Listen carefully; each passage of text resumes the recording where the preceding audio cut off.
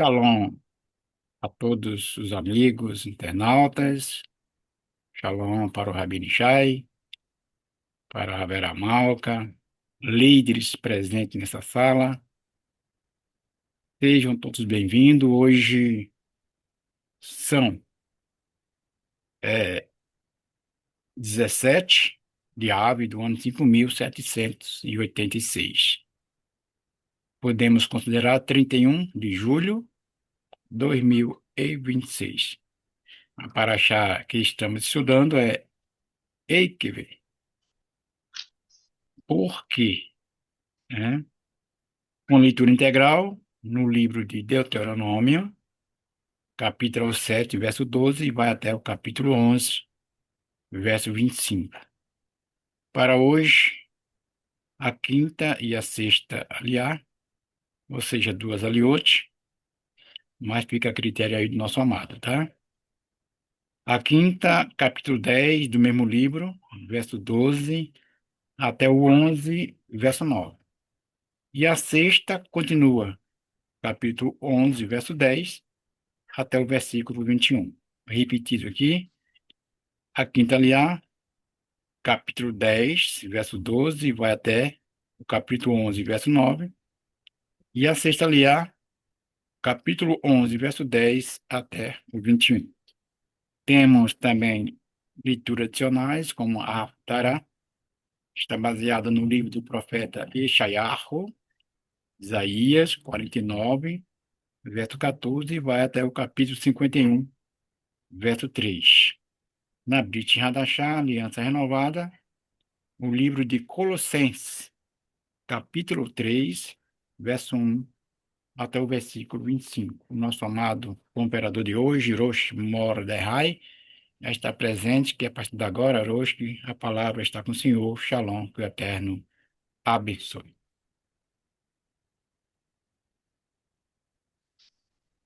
Shalom, shalom, meus amados, meus queridos dessa sala maravilhosa da nossa sinagoga virtual. Shalom especial ao Rabino Shai, Rabera Malka e todos os Roshim. E eu fico muito grato de estar aqui e vocês aqui juntamente, né, todos juntos para dar os seus ouvidos para as palavras que eu vou aqui, né, proferir, né? Então, sempre em espírito de oração, isso é muito bom, porque nós aprendemos juntos, né? Machir disse: Eu sou a videira, e quem não estiver na videira não produz fruto, não vai gerar frutos.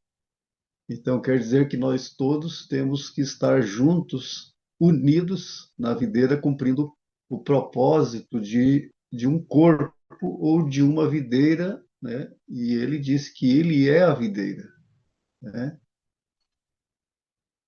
Então, esta paraxá maravilhosa,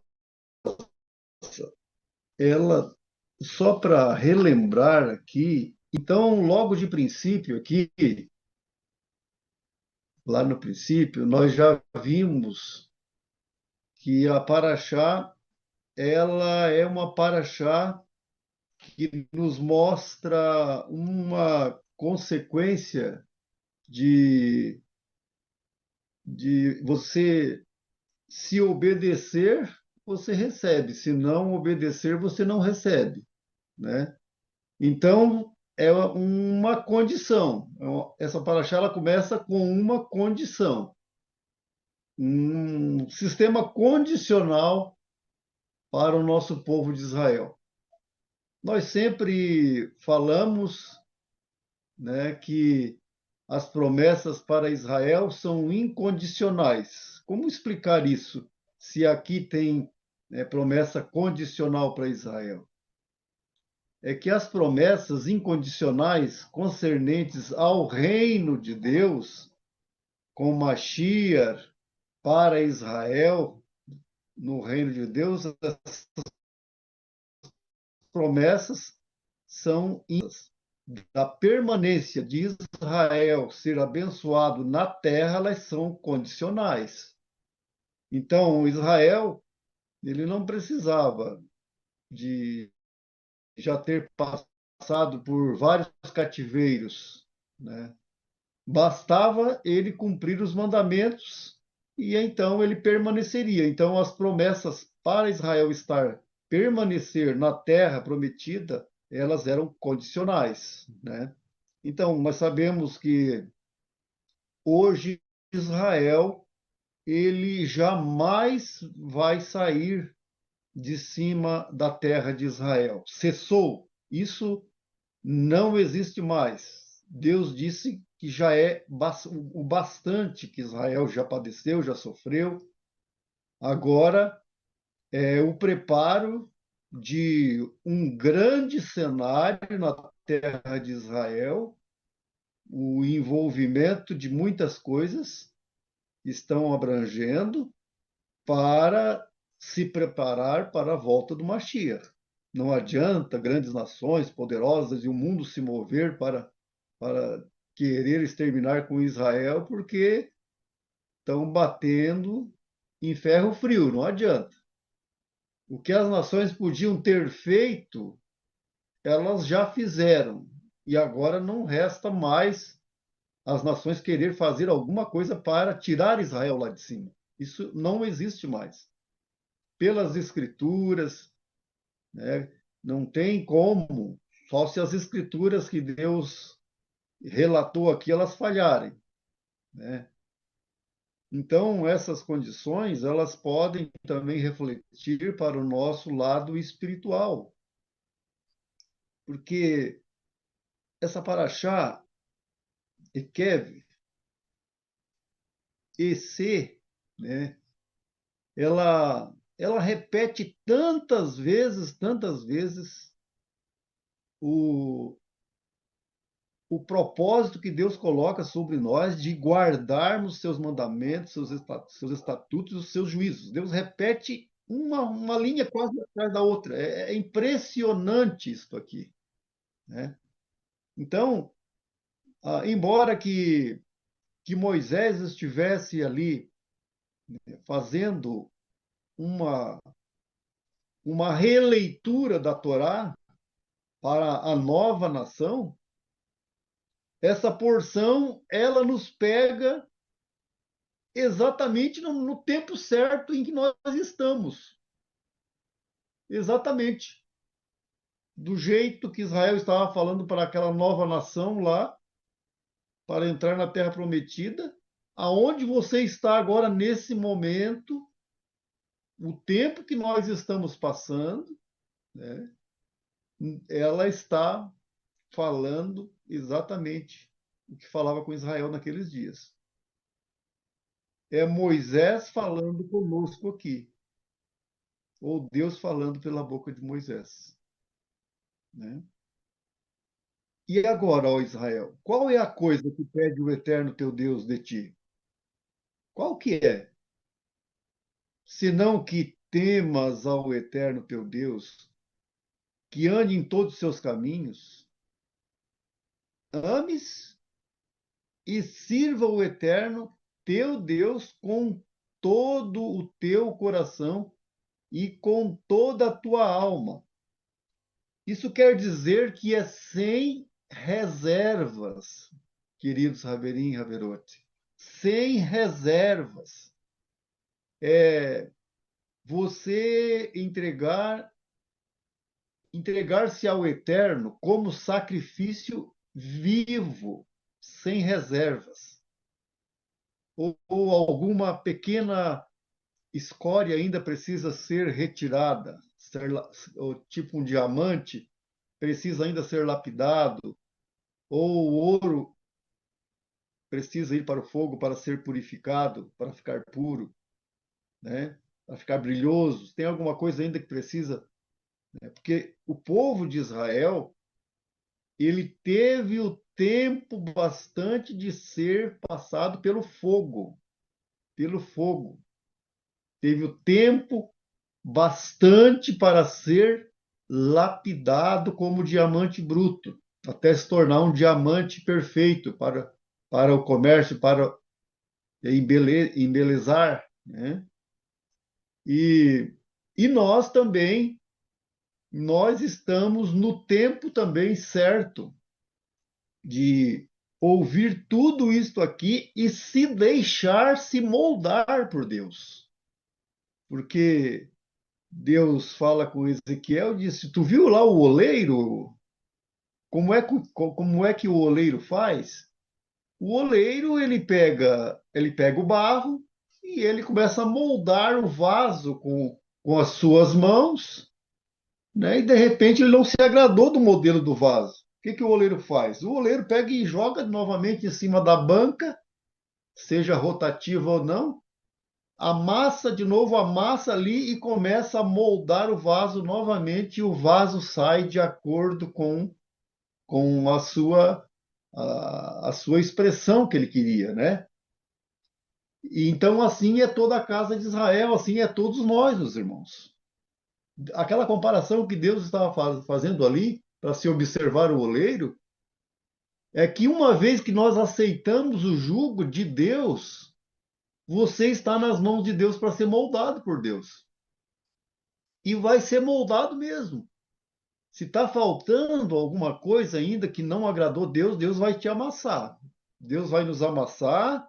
Se o barro está meio seco, meio quebradiço, ele vai botar ali, né, mais um pouco de água e ele vai te amassar. Você vai sentir alguma coisa. E ele vai te moldar até que saia de acordo com a inspiração que ele queria que você fosse, né? Então nós devemos sempre dizer: Eu quero ser, Senhor, aquilo que tu queres que eu seja, né? Então é fácil, mas está no nosso alcance, né? Porque eu sempre gosto de dizer, ali fora, logo aqui a porta do meu lado aqui jaz o maligno, né? Tá em nós querermos, né? Querermos servir a Deus e renegar tudo o que o mundo lá fora oferece. Vamos ler um pouco mais aqui. Então é com toda a tua alma que guardes os mandamentos do Eterno, seus estatutos que hoje te ordeno, para o teu bem, para o teu bem. Então guardar os mandamentos de Deus é somente para o nosso bem. Diz que é para a saúde, é para a prosperidade, né? É para o desentupimento do coração. Já pensou? Você de repente precisar de uma ponte safena aí, Deus desentupia o seu coração de forma milagrosa? Estou falando tanto de forma literal quanto espiritual, né? Então, às vezes acontecem milagres que daí as pessoas ficam sem palavras, os médicos ficam sem palavras, né? Porque Deus atua na vida do seu povo de forma muito, muito especial, continua atuando de forma muito especial na vida do seu povo. E às vezes nós perdemos muito por nós não nos deixar modelar da forma que Deus quer que nós seja. Então, nós não nos deixando, nós nos renegando a Deus daquilo que Ele exige de nós, nós vamos padecer. Nós vamos padecer a mão de Deus sobre nós. Você não aceitou o jugo de Deus?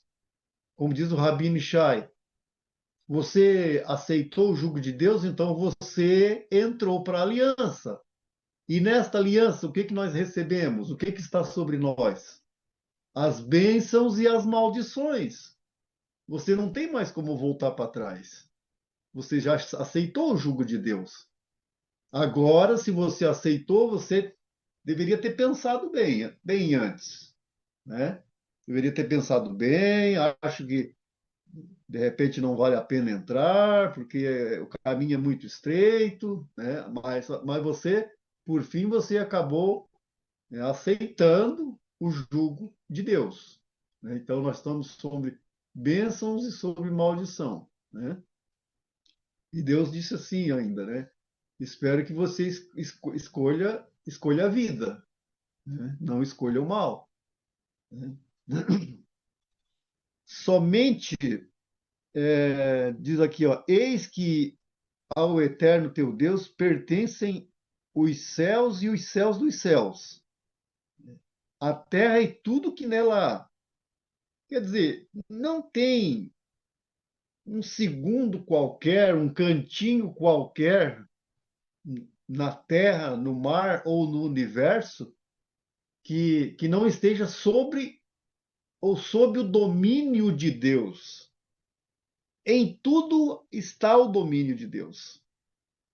Mas o que é interessante é que em tantas nações que existe, que poderia, de repente, bom, aquela nação lá é boazinha, coisa e tal. Deus diz assim, ó, eu domino em tantos lugares, tem gente em tantos lugares nesse mundo, mas somente a teus pais teve afeição o eterno para os amar. Somente aos nossos pais antepassados para amar e escolheu a sua descendência depois deles. Nós achamos pouco isto? Vamos nós ainda pender para o lado da maldição? Ela está ali, está bem próxima. As duas andam muito, muito juntas, assim. Né? É tipo um pendão aqui, né? Pendeu para a direita ou pendeu para a esquerda, né? Vamos tender sempre e andar no caminho que nos leva, que nos garante, né? Que vai nos manter assim ativos para o reino de Deus. Então, isso aqui é coisa tremenda, meus irmãos, que Deus está dizendo. Os céus dos céus, tudo é meu, a terra e tudo que nelas há, mas eu somente tive afeição pelos teus pais e pela sua descendência. E por mais tantos quantos nosso Senhor chamar, como diz, aqueles como passou-se os 2000 anos de cativeiro, que também era promessa, né? Porque o povo de Israel, nosso povo, pensava que o reino seria implantado já naquela época. Senhor, já restaurarás o reino a Israel nesta época? Não vos convém saber os tempos ou as estações que o meu pai estabeleceu pelo seu próprio poder. Mas sereis minhas testemunhas, começando por Jerusalém, Samaria e Judéia, e depois até aos confins da terra. Né? Porque a promessa vos diz respeito a vós, a vossos filhos e a tantos quantos nosso Deus chamar. Então, para os vossos, teve afeição pelos teus pais e também pela descendência depois deles, como está escrito aqui. E a ti mais do que todos os povos, como hoje se vê. Então não é atemporal, a Sagrada Escritura não é atemporal, mas como se vê Israel, aquele filete de terra no meio do globo, e o mundo não tem como remover ele, é uma pedra pesada, é uma pedra no sapato das nações, da ONU, sei lá, do Pentágono. Não tem como resolver, não tem como tirar eles dali. Eles estão plantados ali porque Deus colocou eles ali. E diz sobre a obediência ainda: e tirareis o entupimento de vosso coração, e vossa cerviz não endurecereis mais. Né? Porque o eterno vosso Deus é o Deus dos deuses, Senhor dos senhores, Deus grande, poderoso e temível, que não deixa de castigar os que não aceitam o seu jugo. Não deixa de castigar. E não recebe as boas ações como suborno pelos pecados. Vamos barganhar com Deus? Vamos fazer. jejuns, vamos fazer grandes ofertas, porque daí eu vou receber alguma coisa. Deus não se barganha com Deus, né? Agora, que executa o julgamento do órfão e da viúva. Ora, não são os mais necessitados que a Torá fala. Não se esqueça do órfão e da viúva, mas diz aqui que Deus não perdoa aqui, né, que diz aqui que executa o julgamento do órfão e da viúva. Você pode entender até por duas faces, né? Mas o órfão necessitado também pecou, ele também não vai, Deus não vai fazer vista grossa para ele. A viúva necessitada também pecou, Deus também não vai fazer vista grossa para ela. Eles também serão, né, passarão pela malha fina. Mas também nós, como conhecedores da palavra de Deus, nós devemos também socorrer, né, o órfão e a viúva, né? E que ama o peregrino dando-lhe pão e roupa, né? Coisa fantástica, né? É, é o socorro que o judeu é bondoso, amoroso, né? Cheio de compaixão pela, pela classe carente, né? Não importa se ele é permanente dentro da tua cidade ou se ele realmente é um peregrino, ele está de passagem, né? Fazer as boas ações, isso aí é agradável diante dos olhos de Deus, né? E amareis ao peregrino, porque peregrino fostes na terra do Egito, né? Ao eterno teu Deus, e dele te aproximarás, e pelo seu nome jurarás. Seja o teu sim, sim, e o teu não, não, e o que passar disso é de procedência maligna. Será que precisaria eu estar jurando em nome de Deus para que a minha palavra esteja crédito diante dos homens? Seria isto o jurar em nome de Deus pode ser realmente o teu testemunho, a tua pessoa, como é o teu procedimento, aonde você vive, com os teus vizinhos, com as autoridades da tua cidade. Você se torna alguém ou deve se tornar alguém em que a tua palavra pode ser uma espécie de jurar em nome de Deus. Aquilo que você falar já está falado e estarão acreditando na tua palavra, porque você é uma pessoa que dá testemunho e anda de acordo com as leis, tanto as leis civis como também as leis de Deus. Então, seria muito melhor o testemunho da nossa pessoa entre a nossa comunidade do que você ficar querendo exaltar o teu nome usando o nome de Deus, né? Ele é o teu louvor, ele é o teu Deus que fez o teu favor, que fez a teu favor grandes e temíveis coisas que viram os teus olhos. Com 70 almas desceram teus pais ao Egito, e agora te pôs o Eterno teu Deus como as estrelas dos céus em grande quantidade. Então, são coisas tremendas. Então, a gente observa que basta você permanecer nos caminhos de Deus e você criando raízes E ali você trabalhando e confiando em Deus, quando você vê, você tem uma nação juntamente ao teu redor.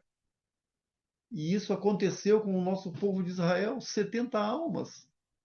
70 almas é um grupo muito pequeno. É o nosso congresso. Quando nós vamos no congresso, 70, 100 almas. Então, daquilo ali pode se transformar numa multidão. E nós temos a esperança com os projetos do Rabino Shai. Devemos sempre orar por esses projetos, para que essa nação inteira ela seja evangelizada. Cada um que está aí no seu território, seja isolado ou não, você está na videira. E estando na videira, estando com Mashiach, o que vai acontecer no seu lugar? Você vai dar frutos. Você vai produzir aonde você está e você vai granjear almas para o reino de Deus. E essas 70 almas que se apresentam nos congressos podem se tornar uma grande multidão. Mashiach não sabemos ainda se vai demorar muito, se está próximo. As evidências até mostram que, às vezes, né, pode começar as dores de Israel, como diz, né? Mas vamos um pouquinho mais no capítulo 11. Novamente, vocês observam quantas vezes Deus repete, guarda os mandamentos, ame ao Eterno. É coisa muito séria isso aqui, meus irmãos. Deus está inculcando para não se repetir as coisas que já aconteceram no passado. Amarás ao Eterno teu Deus e guardarás o que te manda guardar, seus estatutos, seus juízos, seus mandamentos todos os dias. Mas Deus não acabou de falar isso poucas linhas atrás. Isso é muito sério para nós levar a sério todo dia, todos os dias de nossas vidas. Nós temos que andar em espírito, mesmo em espírito de oração. Se, se o barro está sendo amassado aí, né, fica em espírito de oração, ele está te moldando. Ele só vai parar a hora que você estiver do agrado dele. Né? E estando no bem ou estando passando por dias difíceis, você tem que estar ali ligado em Deus, porque a hora, na hora certa ali, né, certamente que a válvula de escape ela se abre. Deus não dá jugo ou peso além das nossas forças, ele dá aquilo que a gente suporta carregar, né? E quando ele vê que você está ali meio sobrecarregado, ele abre a porta para você aliviar um pouco dos seus sofrimentos, né? Sabereis hoje que eu não falo a vossos filhos que não conheceram nem viram os ensinamentos do Eterno vosso Deus, a sua grandeza, a sua mão forte, seu braço estendido, os seus sinais e as suas obras que fez no meio do Egito ao Faraó, rei do Egito, e toda a sua grandeza,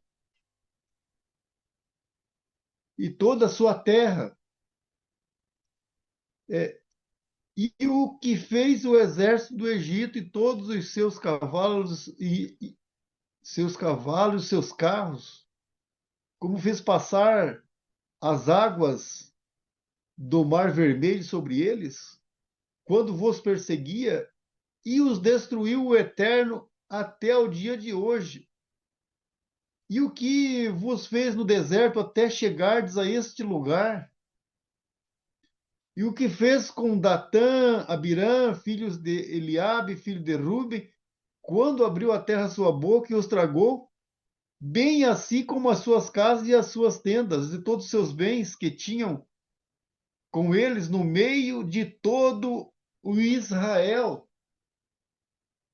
Então, meus irmãos, essa porção nos ensina gratidão, memória, Obediência, que é o que Deus está aqui nos inculcando na nossa mente, obediência.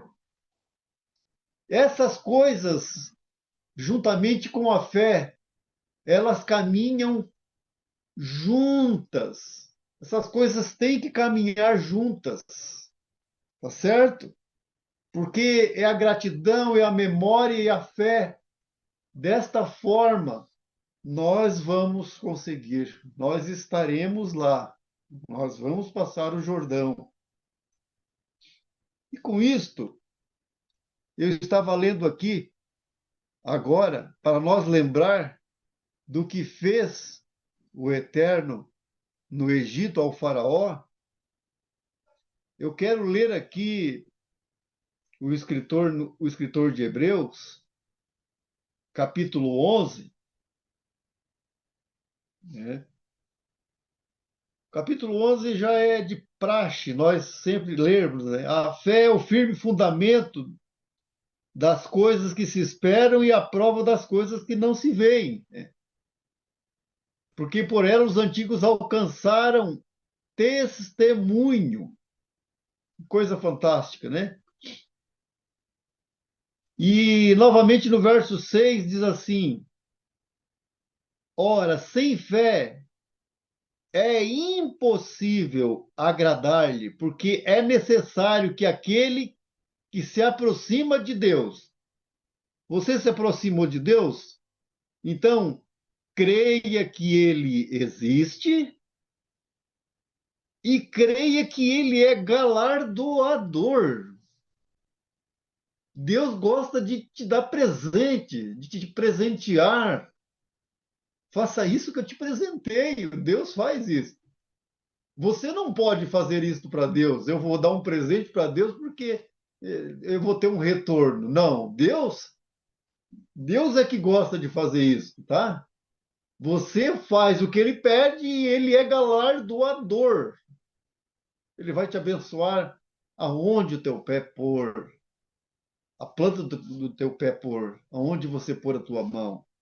Então, se você se aproximou de Deus e sabe que ele existe, crê que ele é galardoador dos que o buscam e que a nossa fé em Deus, ela não é em vão, nunca será em vão, nunca foi em vão.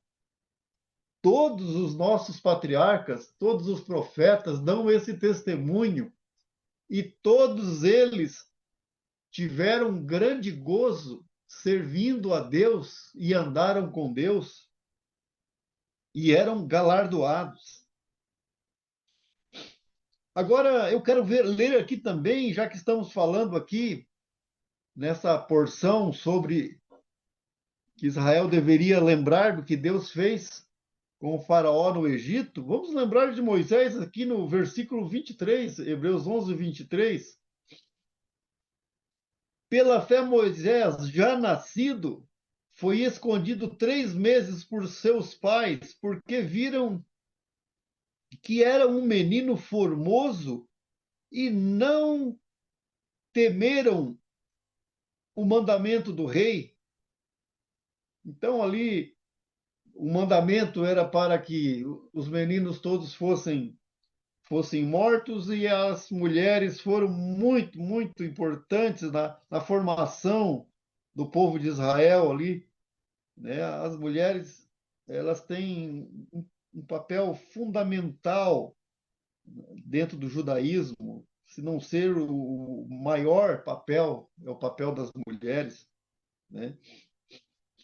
E não temer o mandamento do rei, né? Já pensou o risco de vida que elas correram ali?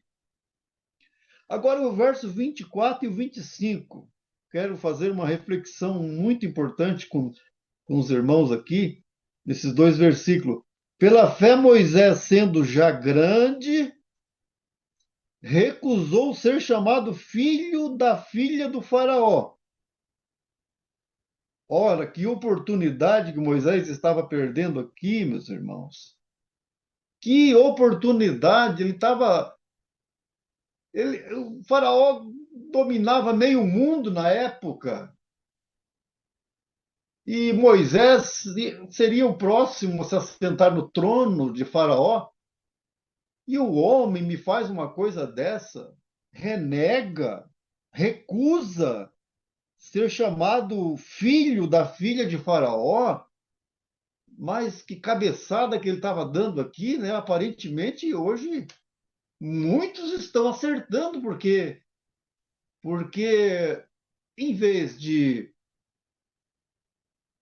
permanecer aqui nos caminhos estreitos, tem muitos acertando, né? Acertando porque recebe lá uma proposta de alguns milhares de reais ali, né? E já tombam, já pende para o lado de lá, e já vão, e já se tornam famosos e já vão para a mídia, e já subiu para a cabeça, e eu já não sou mais judeu, não, isso aí passou pela minha cabeça, aí uma vez eu passei por lá, mas isso aí eu não sou, não pertenço mais a isso aí, porque o negócio é o presente século. É o presente século que fala. O apóstolo Paulo, que coisa tão bem colocada! Porque o presente século é em cada século tem o seu presente século. Você tem que passar por todas essas provas. Em todos esses 2000 anos, esses 6000 anos que se passou, todo mundo teve o seu presente século. Tinha ali o seu livre-arbítrio, podia querer servir a Deus ou não. E livre-arbítrio não é libertinagem. Livre-arbítrio é você se colocar na presença de Deus e fazer toda a vontade de Deus. Isso sim é um livre-arbítrio. E você ter as coisas, ter os teus confortos, e você ter a cabeça erguida, você não ter nada que te prenda, isso é livre-arbítrio. Não ter um mundo que te assegura, isso é livre-arbítrio. O mundo não te manda, isso é livre-arbítrio.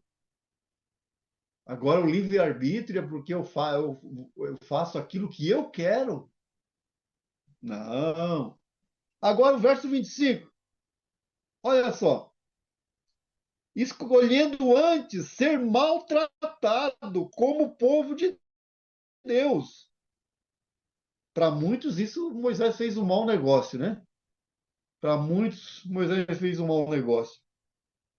Escolhendo antes ser maltratado como povo de Deus, do que por um pouco de tempo ter o gozo do pecado.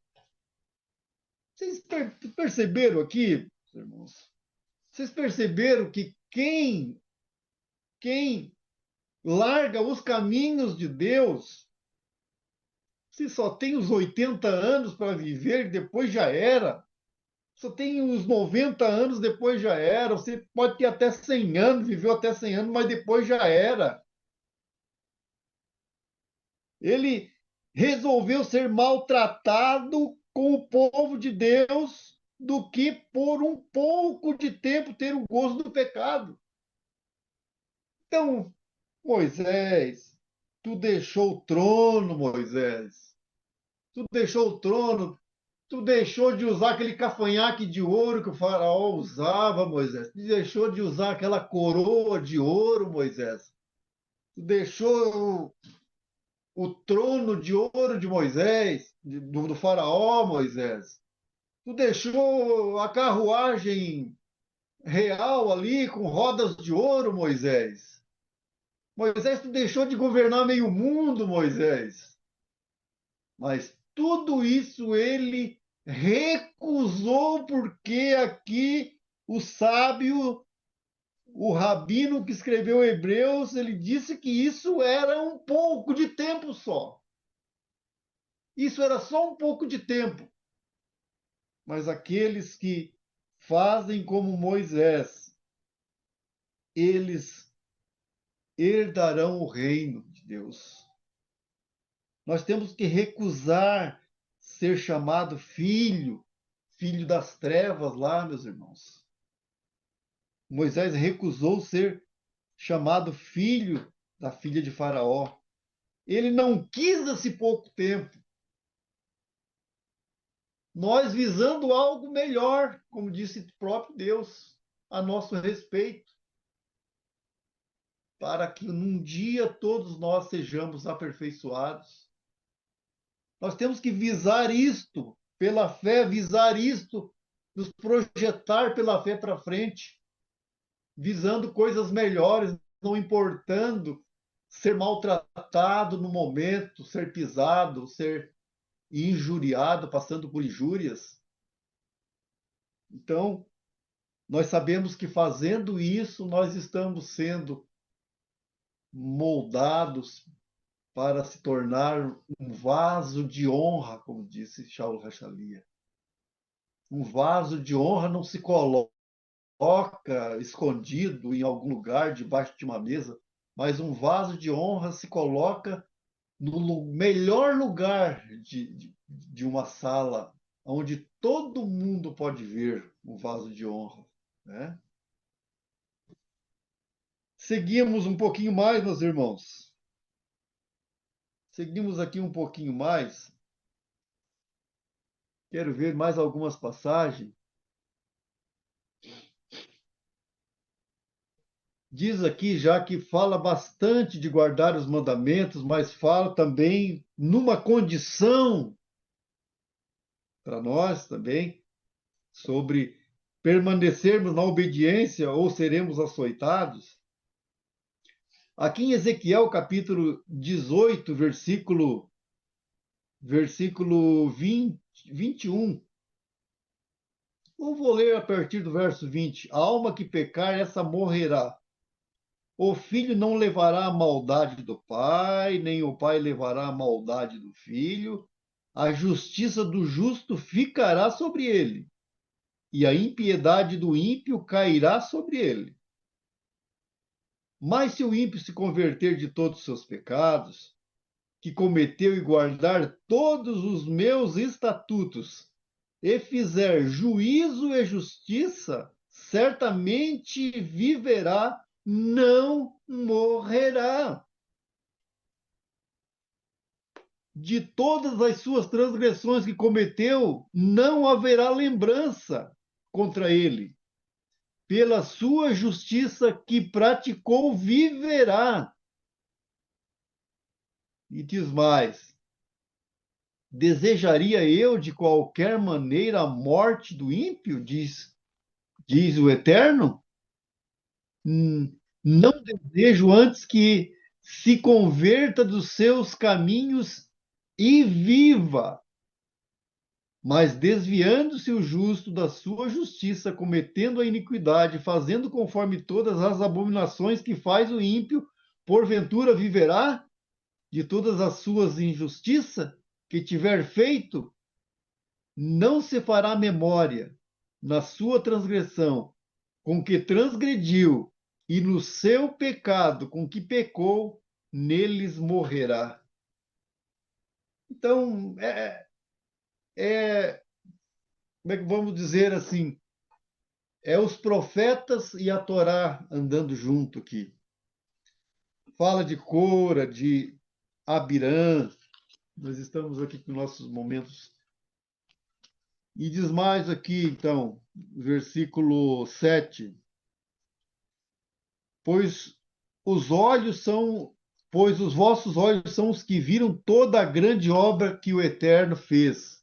E guardareis todo o mandamento que eu vos ordeno hoje, para que sejais fortes e ides e herdeis a terra para a qual estáis passando, a fim de herdá-la, e para que prolongueis dias sobre a terra que jurou o Eterno a vossos pais dar-lhes, e a sua descendência, que é uma terra de que emana leite e mel.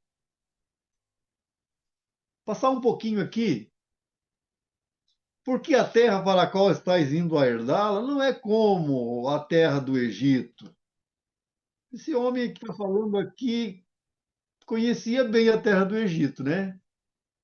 Moisés conhecia bem a terra do Egito. Mas sabe o que é interessante? É que Moisés fala, ele dá uma aparência que ele também conhece a terra de Israel aqui. Porque a terra para a qual estáis indo para herdá-la não é como a terra do Egito, da qual saíste, em que sameáveis a vossa semente e arregáveis com vosso pés, como uma horta de verdura. Mas olha só o verso 11. Mas a terra para a qual estáis passando, a fim de herdá-la, é terra de montes e planícies. Conhecia os relevos, conhecia as planícies de Israel. O que é isso, meus irmãos? Sobe o monte, Moisés. Sobe o monte e contempla com os teus olhos. Deus deu assim um panorama para Moisés. Moisés não entrou, mas ele teve um panorama de poder passar o bem que estava além do Jordão ali para todo Israel, para que ele se animasse. Ele não ia entrar, mas Deus deu esse panorama, esse conhecimento da planície, dos montes. Diz mais aqui que é terra da chuva dos céus e ela tem água. Ela tem água. É terra que o Eterno, teu Deus, cuida dela. Os olhos do Eterno, teu Deus, estão sempre sobre ela, desde o princípio até o fim do ano. E se obedecerdes os meus mandamentos, que hoje vos ordeno, de amar o Eterno, vosso Deus, e servi-lo com todo o vosso coração e com toda a vossa alma, então eu, o Eterno, darei a chuva à tua terra a seu tempo, a chuva precoce e a chuva tardia. A chuva precoce era para funcionar de uma forma assim milagrosa, meus irmãos. O judeu botaria a semente na terra e não precisaria se preocupar, será que vem chuva? Cadê a nuvem para vir chuva? Botava a terra, a semente na terra e a chuva precoce vinha na hora certa, pela obediência. Será que podemos tirar algum exemplo daqui para nós? E a chuva tardia? A chuva tardia era aquela chuva que, quando a planta está precisando de encher os grãos, né? Está precisando ali de ser umedecida a terra para ter força para encher os grãos, a chuva tardia vinha também na hora certa. E colherás o teu grão, teu trigo, teu azeite, as 7 espécies sagradas que tem na Terra Santa, né? Colherás o teu grão, o teu mosto e o teu azeite, e darei erva no teu campo para teus animais, e comerás e te fartarás. Guardai-vos, pois que não suceda, né? Que o vosso coração vos seduza e vos desvieis, sirvais outros deuses e vos prostreis diante deles. Tá? Essa era a condição. Né? A condição da obediência e a condição da desobediência traria a falta da chuva, né? A doença, a perseguição e, por consequência, mais tarde, né? A expulsão da terra. Mas mesmo com os graves pecados que Israel cometeu, infelizmente, com um arrependimento sincero e a persistência mais tarde do arrependimento e a vontade de fazer o bem, né, foi onde abriram caminhos, né, fazendo essa techuvá, abriram caminhos para o perdão. Então, se nós estivermos em situação de desvio dos mandamentos de Deus, se você fazer isto de uma forma sincera, sincera, que Deus se agrade, com certeza abrirão caminhos para o perdão de Deus. Amém? Fico por aqui com essas minhas palavras. Que Deus possa abençoar a cada um. Shalom, shalom. Shalom, encerre com uma tefilá. Baruch atah Adonai Eloheinu melech haolam, bendito és tu, nosso Deus, Rei do Universo. Nós te agradecemos, ó Deus, por este momento, por tu nos ter nos alimentado, não somente com o pão cotidiano, mas tu nos prova para nós sabermos que não só de pão vive o homem, mas de toda a palavra que sai da tua boca, ó eterno nosso Deus. E nós pedimos a tua bênção sobre todos os que estão nesta sala, que estiveram aqui juntamente conosco, que abençoe grandemente, fortaleça o coração de cada um, tu possa olhar aquele que estiver passando por alguma necessidade, com algum problema, que tu possa visitá-los e que eles também possam reclamar aos teus santos, eterno, as suas necessidades, porque a tua palavra também assim diz, para procurar as instâncias que possam ajudar. Abençoa o Rabino Ishai, Rabera Malka, abençoa todos os nossos líderes, nossas comunidades, nossos irmãos, por todos os lugares onde que estão, até mesmo os lugares longínquos, isolados. Nos abençoa e que possamos crescer, crescer como uma grande multidão até a vinda do Mashiach, o Eterno, que nós possamos conjugar o verbo permanecer, permanecer até a volta do Mashiach. Pelos méritos de Mashiach, o Eterno nosso Deus, nós pedimos e te agradecemos. Amém. Amém.